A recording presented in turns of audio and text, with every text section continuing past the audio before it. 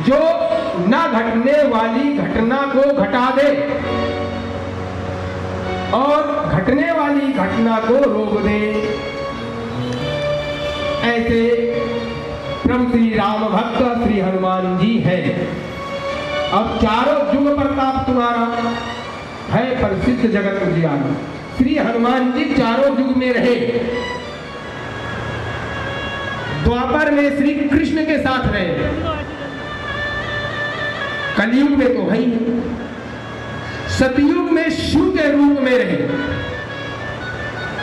तो तुलसीदास जी लिखते हैं, गुरु भगवान कहते हैं चारों युग प्रताप तुम्हारा, और सतयुग में 11वें रुद्र के अवतार में श्री हनुमान जी रहे। शिव जी के 11वां रुद्र है हनुमान जी, और शिव जी सतयुग में रहे।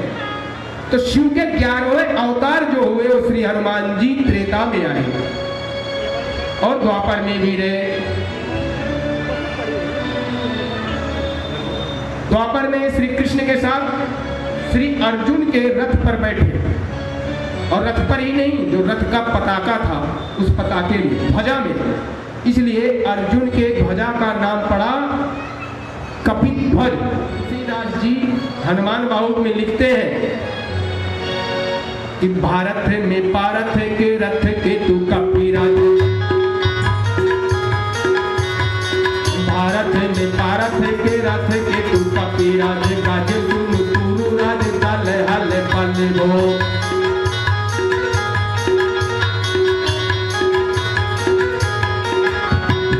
कहो दोनों भीषम समीर सुत महावीर, कहो दोनों भीषम समीर सुत महावीर, वीर रस पार मित्र जग जल पल हो।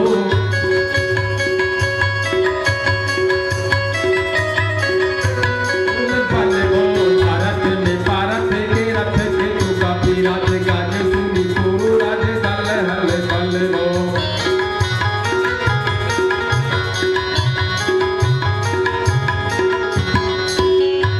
और ये कब की बात है? जब श्री हनुमान जी अर्जुन के ध्वजा पर जाकर के आरूढ़ हुए, और आरूढ़ होने के बाद जब उन्होंने गर्जना करी तो उस गर्जना से कौरवों की सेना में खलबली मच गई। कहो द्रोण भीषम समीर सुत महावीर, द्रोणाचार्य और भीष्म पितामह दोनों लोग बोल उठे, बोले हनुमान जी श्री आ गए हैं और अर्जुन के ध्वजा पर विराजमान हो चुके हैं। और क्यों हुए, कैसे हुए, एक बार की घटना है।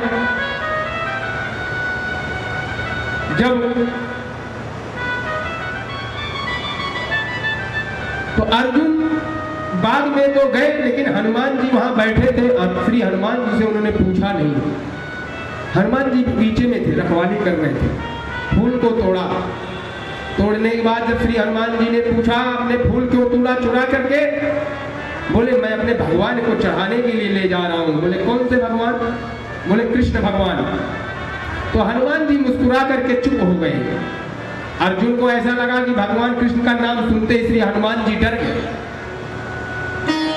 अर्जुन ने कहा बस हो गया, मैंने अपने प्रभु का नाम बताया और तुम चुपचाप जाकर के वहां पर बैठ गए। इससे पहले बहुत अकड़ रहे थे। श्री हनुमान जी ने कहा नहीं नहीं अर्जुन, ऐसी बात नहीं है। बोले क्यों? बोले जिसका भगवान ही चोर हो, जिसका भगवान ही चोर हो और उसका भक्त अगर फूल चुरा के ले जा रहा है तो इसमें कौन सी बड़ाई है? इसमें कोई बड़ाई नहीं है। क्या पिठाई और क्या बड़ाई। अर्जुन को बड़ा क्रोध आया। उन्होंने कहा आप मेरे भगवान को चोर कहते हो? बोले हाँ।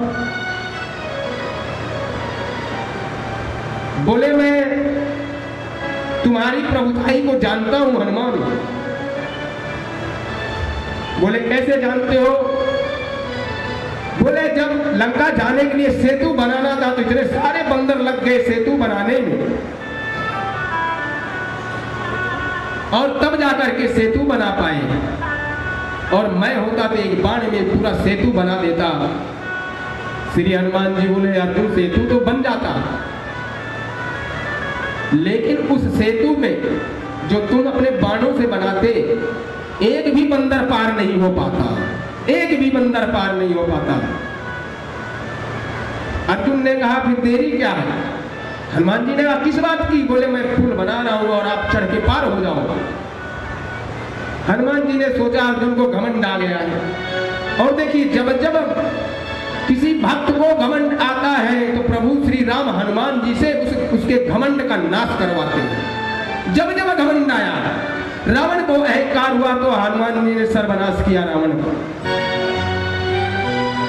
हनुमान जी ने ही किया।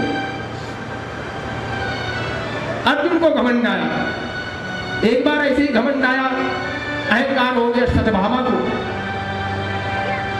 सुदर्शन चक्र को और गरुड़ को, तीनों को अहंकार हो गया। सत्यभामा बोली प्रभु हमसे सुंदर कोई नहीं है। भगवान कृष्ण मुस्कुराने लगे। द्वारका में प्रभु बैठे, गरुड़ ने कहा हे प्रभु मुझसे ज्यादा वेग किसी में नहीं है, जिस वेग से मैं जाता हूँ, मन की वेग से दौड़ता हूँ, और हमसे ज्यादा वेग किसी का नहीं है। द्वारकाधीश फिर मुस्कुराने लगे। सुदर्शन चक्र ने कहा हे प्रभु आपने जितनी लड़ाइयां लड़ी, जितने भी युद्ध हुए हैं और जिन निशाचरों का नाश हुआ है, जिनकी भी गर्दन कटी है उसको मैंने ही काटा है। द्वारकाधीश समझ गए कि इन सब को राग द्वेष का फोड़ा हो गया है, फुंसी निकल आई है और इस फुंसी को यहीं दबा देना चाहिए, नहीं तो फिर आगे ऑपरेशन करना पड़ेगा और उससे भी ठीक हो या ना हो। द्वारकाधीश ने कहा हे गरुड़। बोले हाँ। बोले मेरा एक भक्त है हनुमान। बोले वो तो राम का जी के भक्त है। बोले मैं जो कह रहा हूं उतना सुनो। आप जाके मेरे भक्त से सिर्फ इतना कहिए कि तुम्हें श्री सीता राम जी बुला रहे हैं और द्वारका में है। गरुड़ से बोले द्वारकाधीश गरुड़ आप जाइए। गरुड़ जी चले गए। सुदर्शन चक्र को बताया भगवान कृष्ण ने कि जा करके द्वार पे पहरा दीजिए, कोई आने ना पाए बिना मेरी अनुमति के। बिना मेरी अनुमति के कोई भी इस द्वार को प्रवेश न कर पाए। और सत्यभामा जी को अपने पास बैठा लिया। भक्त हो तो बजरंग बली जैसा, सेवक हो तो बजरंग बली जैसा, और दूत हो तो बजरंग बली जैसा। जिन्होंने अपने मान को नहीं समझा, राम काज करीबे को आतुर, श्री सीता रामचंद्र जी के काज में लगे रहे। गरुड़ जी जाकर के पहुंचते हैं हनुमान जी के पास, विनती करने लगे। बोले हनुमान। बोले हाँ। बोले आपको श्री सीता राम जी ने बुलाया है। और हनुमान जी उस समय वृद्ध अवस्था में हो गए, क्योंकि वृद्ध हुए नहीं है हनुमान जी, उनको आशीर्वाद मिला माता जानकी का अजर अमर का, तो वृद्ध नहीं हो सकते। लेकिन गरुड़ को दिखाने के लिए श्री हनुमान जी वृद्धा रूप में आ गए।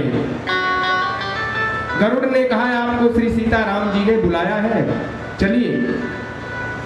हनुमान जी बोले आप चलो और मैं आता हूं। गरुड़ जी बार बार श्री हनुमान जी का मुंह देखने लगे कि ये वृद्ध बानर कैसे पहुंच जाएगा हमसे पहले। विनती किए, बोले आप मेरे ऊपर बैठिए, सवारी कीजिए, मैं आपको लेकर के चलता हूं।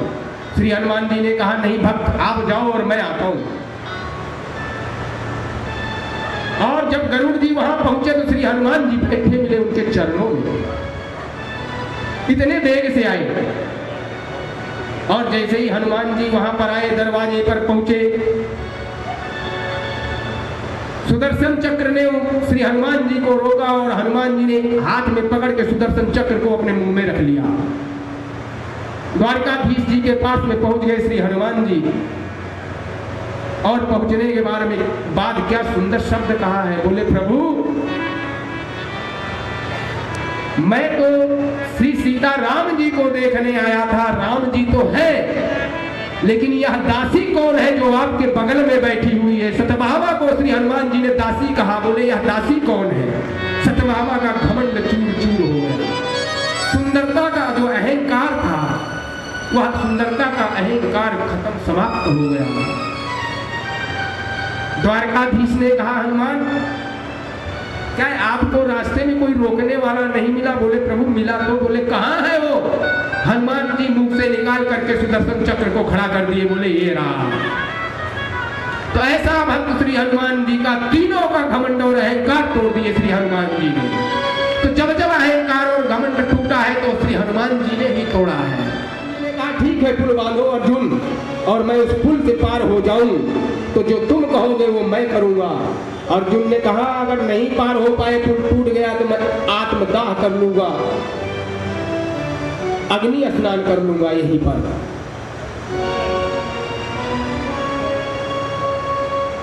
क्या लीला खेली भगवान ने। श्री राजेश्वरानंद जी महाराज कहते हैं, अब ब्रह्मलीन हो गए हैं, मैं उनको नमन करता हूं। कहते हैं गुरुदेव कि आनंद फानंद में अर्जुन ने तीर का संधान किया तो बाण की वर्षा की अर्जुन ने, बाण की वर्षा की अर्जुन ने, सागर बना समझा। आनंद फानन में कई योजन का पुल बांध दिया ऊंचा। जब इतना हो गया तो श्री हनुमान जी क्या कर रहे हैं, उनकी लीला तो देखिए। 1000 योजन बदन बढ़ाया, 1000 योजन बदन बढ़ाया, गदा धर लिया कांधे और एक एक योजन के पत्थर रोम रोम में बांधे।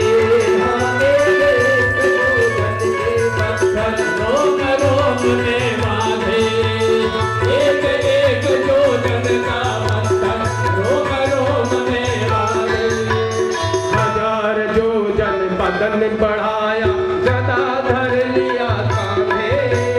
1000 योजन बदन बढ़ाया, गदा धर लिया कांधे। एक एक योजन का पत्थर रोम रोम में बांधे। एक एक योजन का पत्थर रोम रोम में बांधे।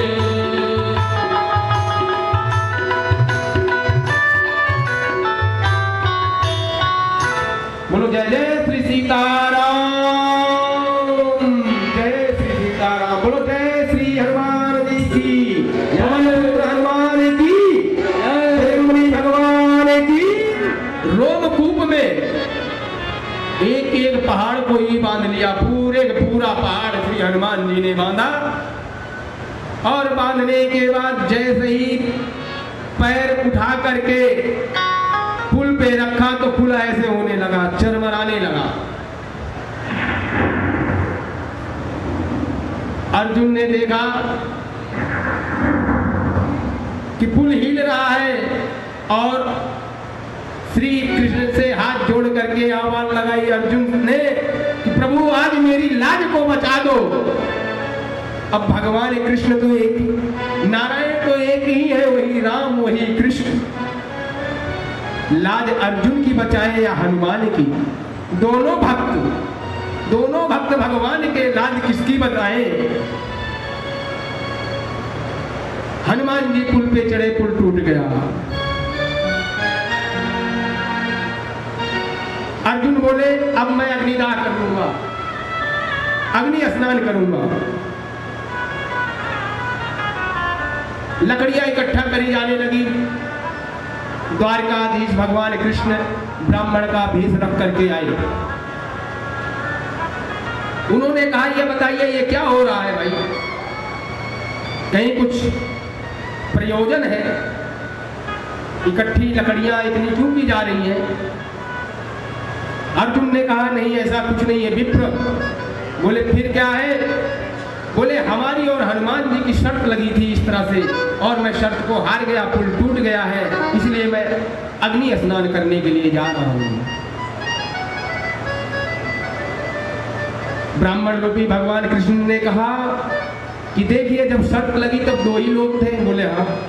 बोले फिर फैसला कैसे होगा? बोले फैसला तीसरा करेगा। तो भगवान कृष्ण ने कहा अर्जुन से तुम फिर से पुल बनाओ और हनुमान जी फिर से पुल पे पार होंगे, और उसके बाद यदि अर्जुन तुम हार गए तो अग्नि स्नान कर लेना, क्या दिक्कत है। फिर अर्जुन ने जो है बाण को मारा और पुल तैयार हो गया। पुल तैयार हो गया, हनुमान जी भी फिर उसी तरह से तैयार हुए। 1000 योजन बदन बढ़ाया, गदा धर लिया,